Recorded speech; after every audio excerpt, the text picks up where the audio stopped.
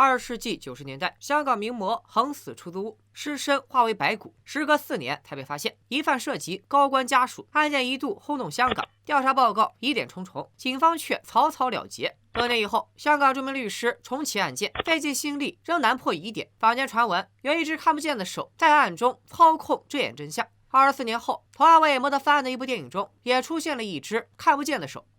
大家好，我戴眼镜的话筒的拉塞片片，欢迎来到片片选映社。今天我们一起来看的是香港地区电影史上首部票房破亿的华语电影《毒舌律师》。先看过的小伙伴们不要剧透，我们直接进入正题。在2002年的香港，一个名叫林良水的男人正在办公室享受自助马杀鸡。他每每睡完一觉，再拿出炒股专用 BP 机，看看今天又有多少点赞看看今天又有多少钱可赚。这般上的那叫一个舒坦。但水哥的悠闲生活很快就被打断，有人来催他上庭。水哥是一个裁判官，每天待审案件一大堆。啥叫裁判官呢？只有区域法院和高等法院的审判员才被称为法官，而裁判官隶属于裁判法院，是香港最初级的法院，判刑上限是监禁2年，罚款上限是10万港币。审理的都是些小案件，要是按照高等法院的流程，审到下辈子也审不完。今天水哥也被排满了案子，庭上的人除了律师和书记员之外，全是被告。水哥虽然嘴毒，但涉及到司法问题，他还是秉承着公平公正的态度。今日审理的案件中，一个小哥向水哥求情，他因为失业没钱吃饭，为了让父母填饱肚子，所以才偷了便利店的盒饭。偷东西还这么有理，水哥肯定不惯着，当场就开怼了：穷不是理由，别遭到绑架。正好顺嘴又怼了一顿律师，人家偷的是过期的特价商品，你让人家原价赔偿，太不公平了。水哥这无差别攻击的毛病，还真给他招来了麻烦。他因为怼上司被穿小鞋，刚回去就收到了银屑物品审裁处的调任通知，以后只能做个鉴黄员，想在这上怼活人是不可能了。水哥气得失去理智，拎着刀就冲出去了。别怕，他只是在审判席桌底刻下了天某眼3个字，怒斥老天不公。水哥心里的苦只能说给律师朋友老何听，老何抓住挖墙脚的好机会，建议水哥既然这么憋屈，不如别做裁判官了，来律师行，不仅有机会认识富豪，还能跟着他们炒股炒楼赚大钱。水哥摇身一变，从水官变成了林大壮。接手的第一个客户是一位名叫曾洁儿的单亲妈妈。曾洁儿以前是知名女模特，后来退圈独自照顾女儿。至于孩子他爸是谁，目前还不清楚。曾洁儿如今因为疏忽照顾儿童被警察带走，孩子则重伤昏迷，至今还在 ICU。水哥的任务就是帮曾洁儿撤销控告。这种小案子对于上庭经验丰富的水哥来说就是洒洒水。水哥对这案子的关心程度还比不上观察美女来的重要。这个长得像陈妍希加袁咏仪的大律师叫方家军，是水哥这次的合作伙伴。他俩第一次见面，看对方都不太顺眼。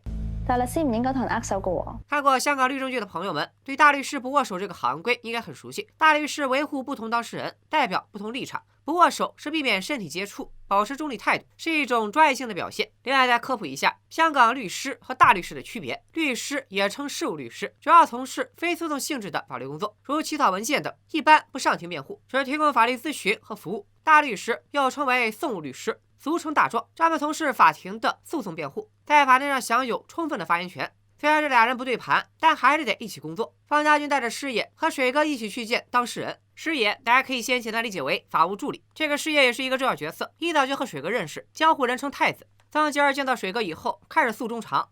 曾洁儿的女儿曾韵月是个哑巴，当晚因为身体不舒服，早早上床。临睡前，曾洁儿向女儿保证，她心中做的天使娃娃已经被放在进门就能看到的位置，这个盯着娃娃记一下，后面会考。女儿入睡后，曾洁儿在花园一人饮酒醉，等她醒来，女儿已经学漫客厅了。水哥照例查户口，曾洁儿说自己没结婚、没老公、没家人，并且案发当晚没有别人在。水哥追问曾洁儿有没有打娃的爱好，曾洁儿立刻否认。水哥之所以这么问，是因为警方的鉴定报告显示曾韵月手臂上有淤青抓痕，因此专家建议曾韵月很可能不是意外摔倒，而是被人故意推倒。水哥作为大律师，并不想追求真相，他的目的只是帮曾洁儿消除警方指控，所以只要证明专家的推断不成立，这个案子很快就能结束。此时的水哥胸有成竹，一上庭就把注意力转移到了股票走向上，直到专家上庭才勉强认真起来，用很有可能不等于绝对的概率论在庭上怼了专家一通，然后继续关注股价。看水哥这漫不经心的态度，不出意外的话就要出意外了。意外出在证人这个叫陈球的小区保安身上，他上庭后所说的内容和之前的供词对不上。陈球说巡逻时看到曾洁儿拉女儿进屋，当时曾韵月在不断挣扎。大人，我当时看见场外在打来福。方家军见状不对，提出陈秋说的内容和他保安的职责有矛盾，这是在无中生有，让人临时翻供，给案子造成了不小的麻烦。不过水哥觉得问题不大，比起吵架还是炒股重要，于是晚上跟着老何去他家有钱人的 party 寻找生财之道。水哥只想深夜开 party 狂欢，没想到却被方家军叫来医院搬砖，浑身写满了不爽，看见个橙子也得怼2句。没想到此时一直昏迷不醒的曾韵月终于睁开了眼睛，我严重怀疑是被水哥气醒的。趁着方家军去叫医生，水哥和太子冲进病房。係咪你阿媽打你打成咁嘅？水哥还没问出动手的是谁，就被医生赶出了病房。好在曾韵月已经苏醒，只要他上庭作证，曾吉儿就能洗脱嫌疑。水哥看一切尘埃落定，准备溜之大吉。走前留话说，不是死人和塌房，都别来打扰他。深夜的医院出现一簇光晕，很快又被黑暗吞噬。这种现象又称回光返照。水哥郁郁成谶，他接到电话，曾韵月死了。案件从虐儿变成了误杀。鉴于曾韵月是残疾儿童，一旦被定罪，曾吉儿可能要坐10几年的牢。水哥3人再次和曾吉儿会面，传达了曾韵月的手语。媽媽從來都唔會打我。水哥表示，他們絕對相信曾吉兒，讓曾吉兒有話快說，別憋着了。曾吉兒終於鬆口，說當晚還有另一個人在場，那就是她的男朋友，女兒的親爸爸鐘京儀醫生。我就奇了怪了，小時候看 TVB 我就發現，叫鐘先生、鐘太太的肯定是有錢人，在本片也不例外。要說香港大世家，誰家能夠賽螃蟹，橫行霸道，政商兩界，那必定是鐘家。如果幫鐘家搞定了案子，手裡的鐵飯碗立馬就變成了聚寶盆。便係案發當晚，鐘京儀正在錄節目，目前來看不可能是兇手。和鐘京儀沒關係，那就更好打了。水哥覺得自己這條鹹魚翻身的機會來了，於是火速和鐘京儀見面，問清了案件的關鍵。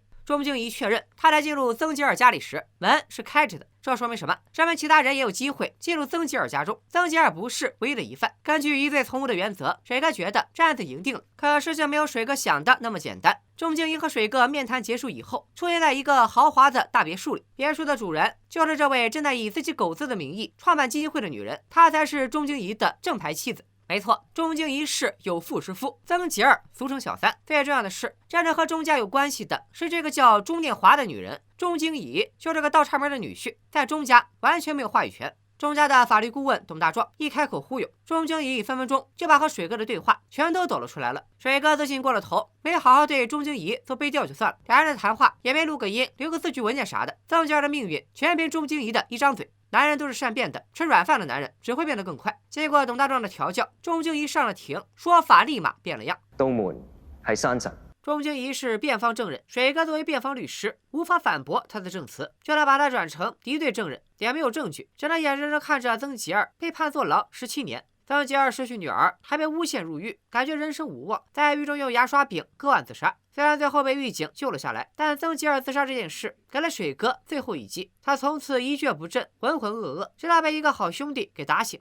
此人叫陸定恒，二人露天夜談，回憶當年。在當法官之前，水哥也曾做過20年大莊，因為不想當富豪的舔狗，最後才一無所有，跑去當了個裁判官。又因為不想當舔狗，10年都沒升職。現在好不容易有機會東山再起，復出第一炮，卻讓當事人坐了17年牢，這打擊擱誰都受不了。陸定恒是個明白人，勸水哥一輩子自責沒有意義，不如多幫幾個人。於是水哥決定東山再起，自己掛牌開律所。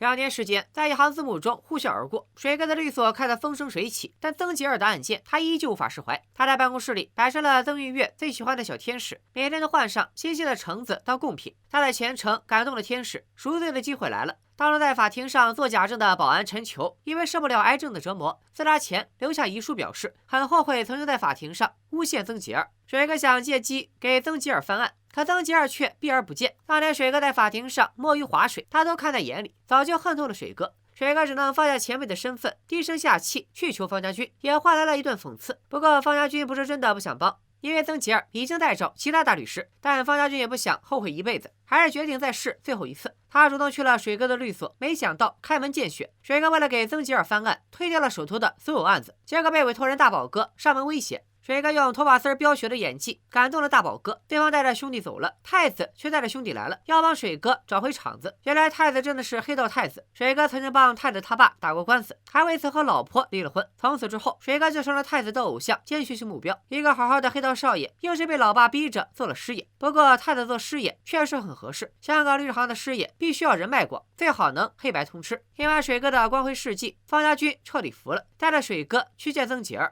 在狱中2年，曾吉尔备受摧残，方家军费尽口舌，他依然油盐不进。曾吉尔铁了心要找其他大律师接手，不再相信水哥。眼看着曾吉尔要走了，水哥不得不使出杀手锏。我係見過 Elsa。2人的努力没有白费，曾吉尔投意上诉，案件也被发回重审。历时2年，曾经被当作证物的东西已经全部归还到曾吉尔家中。这边水哥他们在努力找证据，另一边的钟家也没闲着。钟老太太帮董大壮的儿子搞定了跟泰国王室的生意，作为交换，钟老太太要求董大壮干预曾吉尔的案子。不得不说，水哥和董大壮的实力差距有一点大。水哥还在努力平 A 攒技能，人家董大壮上来就开大，一个电话过去，律政司对曾吉尔的控告从误杀变成了谋杀。如果水哥这次再输，17年牢狱就会改成终身监禁。但是曾吉尔已经下定决心，就算坐一辈子牢，也不能让女儿死得不明不白。这个决定意味着曾吉尔要对抗的不仅是律政司，还有钟家。水哥率先打响战斗第一枪，针对谋杀这种级别的案件，律政司会从外面请大律师做主控官。水哥让师爷安排曾吉尔结合律政司的几个备选律师咨询案件，这么一来，被曾吉尔咨询过的大律师，律政司都不会考虑再用。水哥是想先从主控官下手，排除掉几个强劲的对手，而董大壮这边则先从收买法官开始，其次就是陪审团。香港沿用英美法系，陪审团在香港法庭上是非常重要的一环，他们能够决定被告有罪或无罪。董大壮不能直接在陪审团里埋人，他准备曲线救国，让主控官变成演员，给陪审团演一场戏，借陪审团的手给曾吉尔定罪。因为陪审团定罪的标准是看控辩双方在法庭上展现的证据，而不是任何一方口中的真相。董大壮选中了一位主控官，是曾吉尔还没来得及咨询的金远山。他最看重程序公平，最讨厌别人玩小把戏。水哥利用利益对冲来排除主控官人选这事儿，完美踩中了他的雷点。所以金远山见了水哥的第一面，就先来了个下马威，不握手可以看作是行规，不让人给水哥端咖啡，这意思再明显不过了。当然了，2人真正的较量还是在法庭上。金远山一开庭就偷换概念，先给曾吉尔定了罪，上来就引导陪审团，如果不能给曾吉尔定谋杀罪，可以考虑误杀。水哥用有罪或无罪的常理反驳了金远山的咋都有罪论。最后又传陈秋的儿子上庭，将陈秋的遗书作为证据为曾吉尔辩驳。金远山听完就像盲生抓住了滑点，驳得那叫一个有理有据。他所说的这些可能，每一种都只能证明陈秋当晚没有看到案件发生，但并不代表案件真的没有发生，所以也不能作为曾吉尔无罪的证据。金远山一顿输出，让陈秋的遗言成了废纸。事到如今，想给曾吉尔脱罪，就只有找出真凶了。水哥和方家军再次去曾吉尔家寻找线索。水哥根据距离推测出，推倒曾玉月的人应该就站在架子旁边，而这个架子原本放满了照片，如今却空空如也。事出反常必有妖，水哥柯南上身贡献了一段精彩的推理。水哥猜测，一定有人看到一家3口的照片，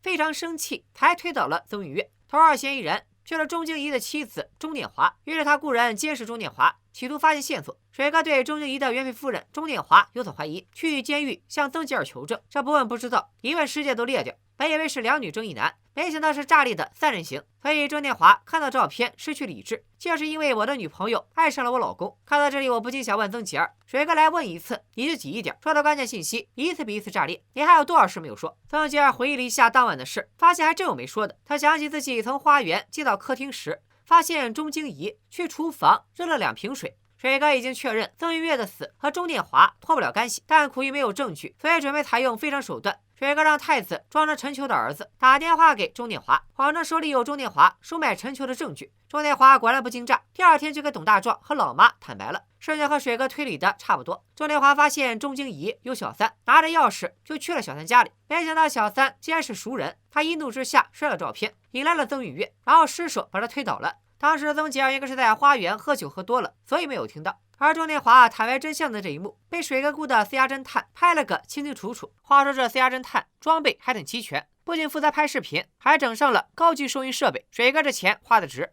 虽然偷拍的内容不符合程序，散不得证据，但它可以影响陪审团。水哥在法庭现场播放偷拍的录音，遭到金远山的强烈反驳。法官只能暂时休庭。看完视频以后，金远山受到了冲击，申请押后。刚刚我说过，视频是偷拍的，存在伪造的可能性。如果视频不能呈堂，就散不得证据，随时都有被推翻的可能。董大壮也抓住了这一点，再次出手应对。他想借偷拍的事情搞走水哥，让他接受相关部门的调查，当天不能上庭，再把法庭上的媒体全部换掉。最后提醒钟念华夫妇买好机票，一下庭就润。董大壮有应对，水哥也要做准备。他来到曾吉尔家的厨房，果然在垃圾桶里发现了2个水瓶，不过这都2年了，瓶子上还有水珠和李妈。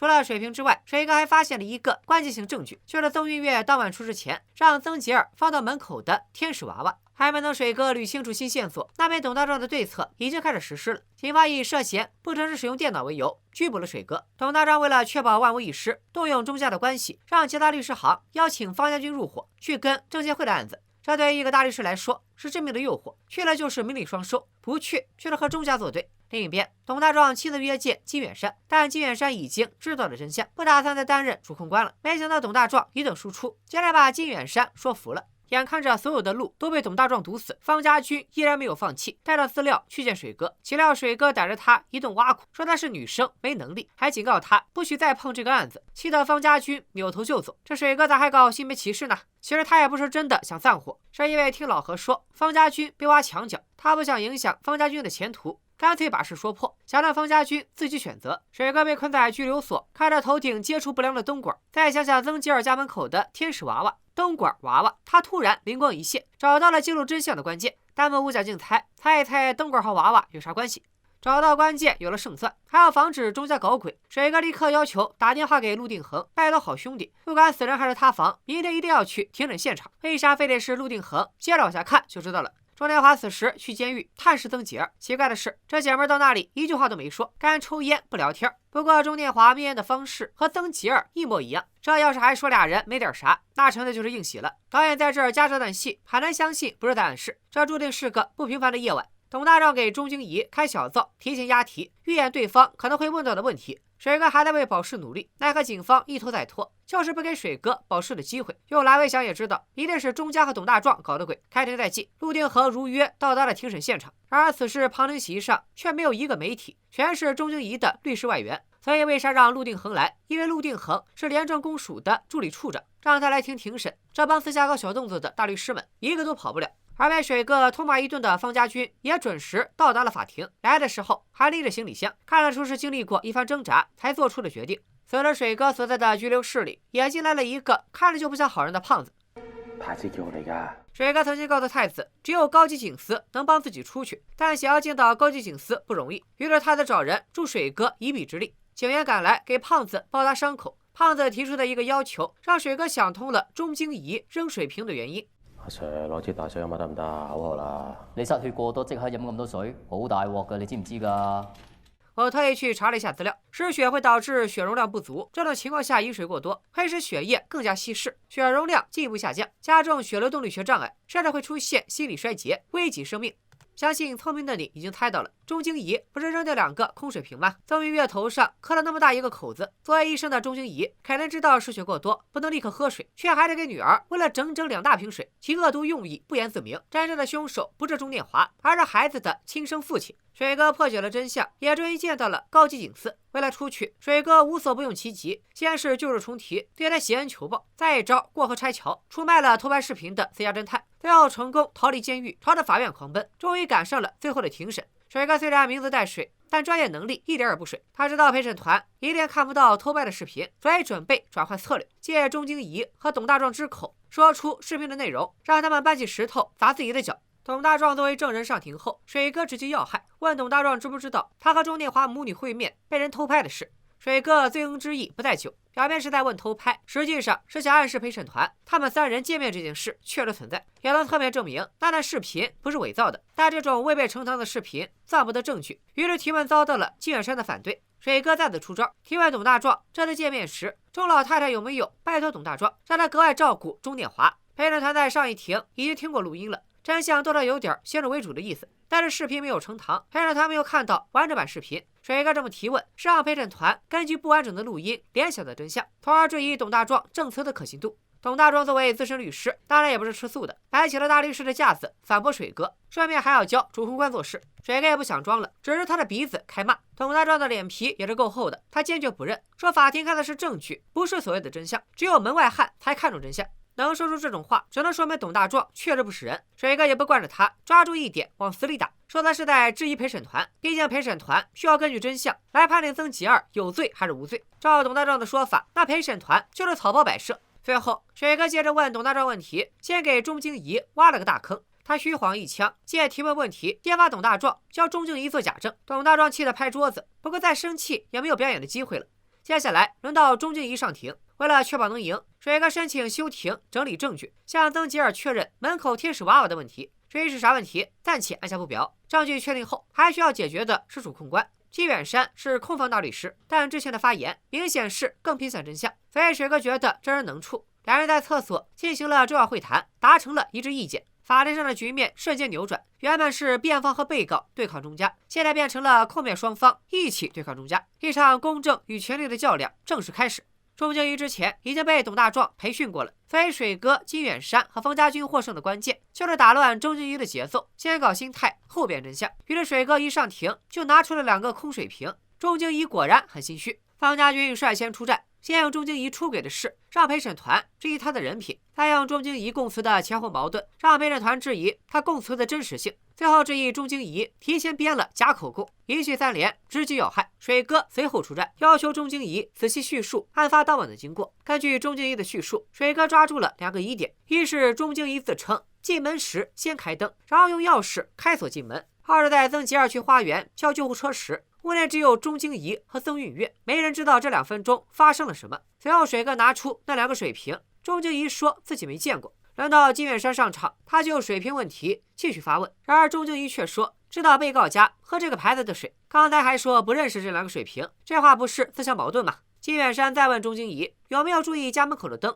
被套上了天使娃娃，钟敬怡说没注意。金远山便使出一记重锤，问钟敬怡知不知道钟殿华收买陈球做假证。这题对钟敬怡来说超纲了，昨天没压呀，现在抓瞎了。此时徐正奇朝外指导再次上线，结果动作太大，被太太发现，当即上报法庭。水哥警告大律师们再帮忙作弊，小心被停牌砸了饭碗。钟敬怡一紧张，露出了马脚。在金远山的逼问下，他被炸出知道钟殿华收买陈球的事，不赞同钟殿华收买陈球的行为，那就代表着知道，也就意味着钟敬怡也有做假口供的可能。常威，你还说你不会武功？水哥返场，再次提起了天使娃娃的事。揭秘时刻到了，前面我们说过，水哥因为监狱中闪烁的灯管想起了天使娃娃，这个娃娃曾被套在曾吉尔家的门灯上，因此水哥在休庭时和曾吉尔确认，要把娃娃放上去需要拆掉灯泡，所以门口的灯是不可能亮的。这就意味着钟敬怡没有开过灯，更没办法掏钥匙开门，他是直接推门进去的，也能判断出门原本就是开着的。在钟敬怡之前，有人去过曾吉尔家里，而此人就是钟殿华。天使娃娃一击过后，另一个关键证据水瓶再次返场。虽然他当初没有被警方带走，不能直接作为证据，但是警方曾对这2个水瓶拍过照片。水哥利用这个证据揭露了曾韵月死亡的真相。钟敬怡作为医生，一定知道失血过多后喝水会导致伤者死亡。俗话说虎毒不食子，俗话又说人不为己，天诛地灭。钟敬怡做的一切都是为了自己的前途。如果曾韵月活着，钟殿华就会坐牢，钟敬怡就会失去现在的一切。所以为了钟家给的名誉地位，钟敬怡亲自为曾韵月喝了2瓶水，导致了她的死亡。说来也是讽刺，女儿一直喜欢天使娃娃，她的妈妈挂在显影处，就是为了让爸爸回家的时候能第一时间看到。母女2人哪能想到，而他爹如此禽兽，竟亲手害死女儿，而这个娃娃反而成了锁定他的凶手的关键证据之一，也是天理昭彰，报应不爽。案件真相水落石出，但在这场审讯中，最公平的法庭却成了权贵弄权的工具。水哥再次启动毒舌技能，当庭痛斥权贵，给广大人民群众当了回嘴替。今時今日，人人都改口啦，話法律面前窮人含撚啊！故事的最後，曾吉爾被無罪釋放，陽光透過窗照在水哥的臉上。水哥在辯護席的桌下看到了“天有眼”3個字，這是對水哥曾經在審判席上刻下的“天某眼”的回應。水哥的刻字是在裁判法院的審判席，這裡的刻字是在高等法院的辯護席，說明還有其他人同樣在堅持正義。最終，董大壯和鍾氏夫婦被廉政公署和重案組調查，方家軍和別人合開了律所，而水哥仍舊在為窮人爭取公平。结局仍旧是港式律政片一贯的风格，虽然看似圆满，但影片中处处反映的却是现实悲剧。主角林良水在法律界混了30年，无论做大律师还是做裁判官，都无法出人头地。究其原因，竟然是因为坚守初心和公正，不愿意当有钱人的舔狗。他的对照组就是以董大壮为代表的那些愿意摧眉折腰是权贵的大律师们，却一个个光鲜亮丽，赚得盆满钵满。以钟家为代表的上流人士，为了名利不择手段。钟殿华可以为死去的狗成立基金会，却不把人命放在眼里，用权力金钱玩弄法律。虽然结局钟殿华夫妇被廉政公署和重案组同时调查，但是导演并没有交代两人最终是否会获得应有的刑罚。导演设置的这个结尾算是给观众留了一些想象空间，毕竟钟家权力甚大，律政司、法院、警局、司法界的各个阶层都被钟家渗透了。如果从这个角度想的话，曾吉尔无罪释放，钟氏夫妇被调查，已经算是理想化的结局了。相比之下，现实中的一些案件只会更加离谱和残酷。曾经轰动全港的彭楚莹白骨案，至今仍旧疑点重重。死者彭楚莹是个模特，在一次聚会上认识了大律师方万生。方万生家世显赫，他妹妹陈方安生是香港回归后的首任政务司司长。彭楚莹是方万生的情人，1999年被发现死于一个出租屋里，当时尸身已经化成白骨。在他死前几年，早已经和家人断了联系，唯一知情人就是方万生。但方万生却说，二人早就已经分手。这个案子在调查过程中发生了一系列匪夷所思的事，先是从谋杀案转为尸体发现案，之后又被列为最高机密，禁止追查。其中一些关键性证物也在调查过程中不翼而飞。2005年，彭楚莹的家人求助大律师翁静晶，要求重新调查此案。此次重审结果被裁定为彭楚莹死于意外或不幸。虽然重审中发现了更多证据，但案件仍有很多疑点有待解释，尤其是关于证物的消失和案件性质的判定。有不少人认为，身为高官的陈方安生干涉了案件的调查，所以很多观众在看《毒舌律师》时，认为钟老太太对标的人物就是彭楚莹案中的陈方安生。虽然钟老太太不是政坛高官，但在影片中，钟老太太的大哥是香港行政会议首席非官守议员，在97年香港回归前，也就是英国殖民地时代，这个职位是行政局资历和地位最高的议员。香港行政会议在97年以后已经废除。影片背景设定在2002年，钟老太大哥的影响力依旧不容小觑。毒舌律师中另外几个细节设定也和彭楚莹案有相似之处。被告曾吉尔曾是一名国际超模，彭楚莹也是一名模特。彭楚莹案件中，警方在出租屋垃圾桶里发现的重要证物避孕套，在调查过程中莫名其妙的消失了。而毒舌律师中也涉及证物消失的内容。警方将曾吉尔家的钥匙交给方家军时说，作为证物的物品都已经还了回来，但曾吉尔家放照片的地方却是空空如也。水哥说是钟晶怡清走了照片，可能是怕被别人发现他和曾吉尔的关系。但是在钟念华的回忆中，钟念华扔碎了相框，他引来了曾韵月。以曾韵月的身高是拿不到照片的，如果照片没有被清走，那么警方一早就能根据碎了的相框发现现场有第三个人。毒舌律师上映后，很多观众看完都能从中窥见审死官和九品芝麻官的影子。两部电影披着喜剧的外皮，讽刺官场的黑暗，在嬉笑怒骂中揭露不公。这两部电影背景设定在古代，和现代社会环境及司法体制有很大的差别，并且两部电影定位是喜剧，观众能从中感受到对现实的映射，但代入感没有那么强。毒舌律师中贴近现实的司法体制和现实主义的表现手法，让观众更容易产生共鸣，这也是影片为何能够获得如此高票房的原因。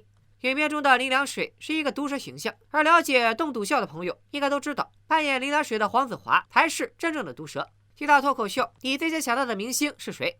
李诞嘛，他亲口说过黄子华是他的启蒙老师。调侃自己是脱口秀在线之灵的黄西，第一次登台表演是在2002年，他在白宫一战成名是在2010年。然而早在上世纪90年代，黄子华就已经将美式脱口秀这种形式引入了香港，将其翻译为广东话栋笃笑，意思是一个人在舞台上站着讲话，能让所有坐着的听众们捧腹大笑，因此黄子华也被称为栋笃笑的鼻祖。栋笃笑有别于普通的脱口秀和单口相声，它有预先设定的稿件，在话题上一般有一个大框架，在框架内随着思路变换讲故事，注重和观众的互动。内容侧重点在于讽刺现实，揭露人性，不是简单的为了娱乐而娱乐。黄子华的第一场栋笃笑其实是他的告别演出，因为黄子华在娱乐圈打拼多年，同期的演员都是周润发级别的帅哥，相比之下，黄子华没那么惊艳。1990年，他的演员梦破碎，准备离开这个圈子，于是将自己在娱乐圈的见闻与经历浓缩成了1个半小时的娱乐圈血肉史。没想到这场告别演出获得了空前的成功，从此黄子华开始了栋笃笑生涯，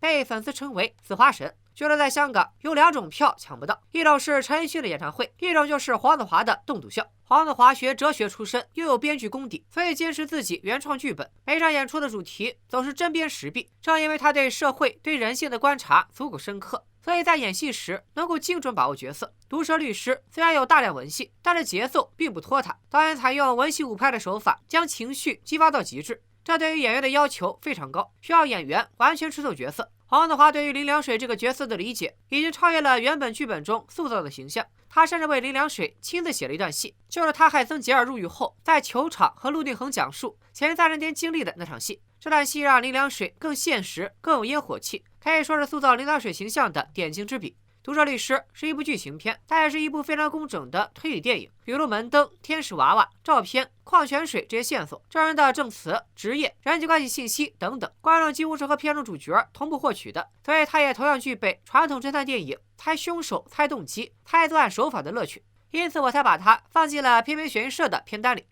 本期偏偏悬疑社推荐作品《毒舌律师》，创意指数7.5，逻辑指数8.0，悬念指数7.0，反转指数7.0，烧脑指数6.5，豆瓣评分7.6分，IMDB 评分7.3分，偏偏给出的悬疑鸡蛋值7.2分，值得一看。